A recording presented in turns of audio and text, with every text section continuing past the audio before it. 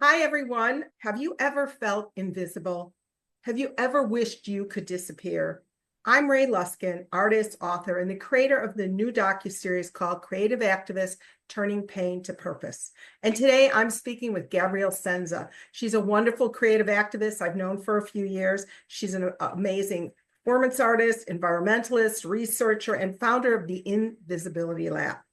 Through her powerful work, she helps us uncover the unseen forces shaping our lives and discover what it truly means to be invisible. So let's dive in. What inspired you to start exploring the concept of invisibility, and how did it lead to the creation of the Invisibility Lab? Well, it's actually based in my personal experiences of growing up feeling invisible, mainly invisible to my mother, and then wishing to be invisible to all the unsavory sexual predators that were in our sphere and dodging both of those. And as you can imagine, it created some confusion for me growing up. And then as an adult, it was really only later when I was applying for grad school, actually, in 2016, that I was looking over my whole trajectory of work. And I was like, oh, there's this theme of invisibility that's been showing up in my work. That's weird. Why don't I explore that more deeply? And so I got really curious, like, had other people had those similar experiences, feeling invisible? What were the circumstances around that? Wishing to be invisible? Was it at all anything like my own experience, like for the sake of safety and self-preservation, right? And then deciding to take it on as a full-fledged project and really go into the phenomenon entirely. Because at the time, 2016, Trump was running for president of the US, and I was really worried about my Black and brown friends and family members and neighbors and LGBTQ community. And I was like, there's got to be some stuff going on for people right now. So let's dive into that. And so that's what I did. That's how the Invisibility Lab started. I love that. And I've experienced invisibility very similarly to you as far as, being abused and my family not seeing me. Even when I said, Gramps has given me chest rubs and they just laughed.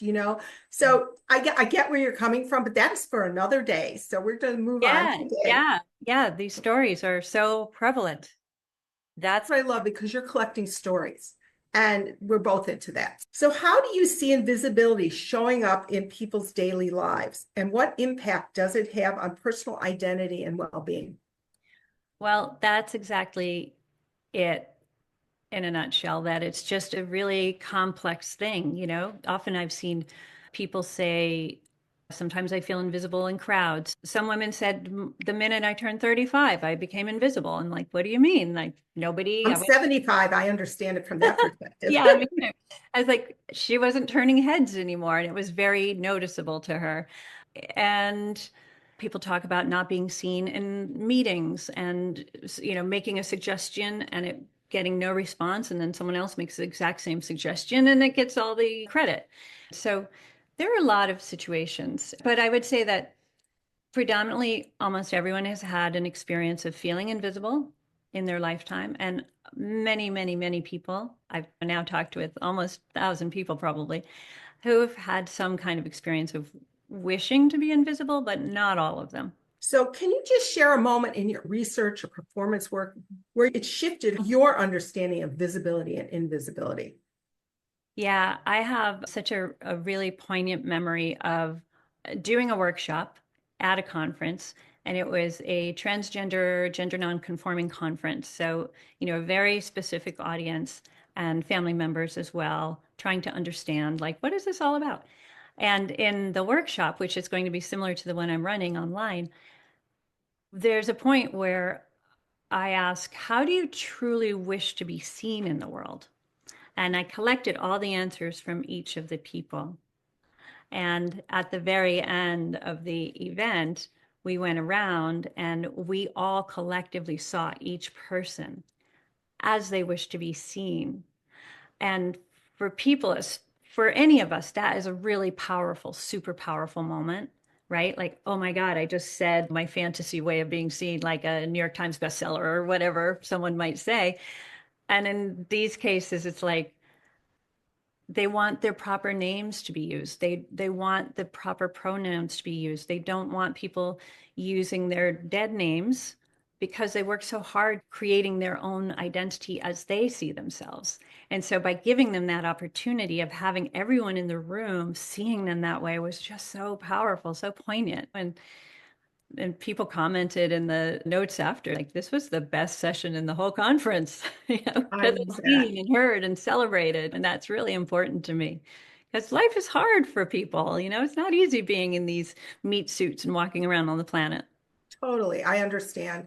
I know we've talked about this in the past. My mission is to let people be seen, heard, and understood, that we need to witness them and give them permission sometimes to be who they are because they don't see their own worthiness and their own love. So I'm going to ask you now, just tell us a little bit more about the workshop, where they can get information and what it's going to be like. Our workshop will actually be an online workshop. It's happening April 16th at 7:30 p.m. Eastern. It'll run about 90 minutes, and there's some spoken word and music that I perform as part of my exploration of the research I've done over the years.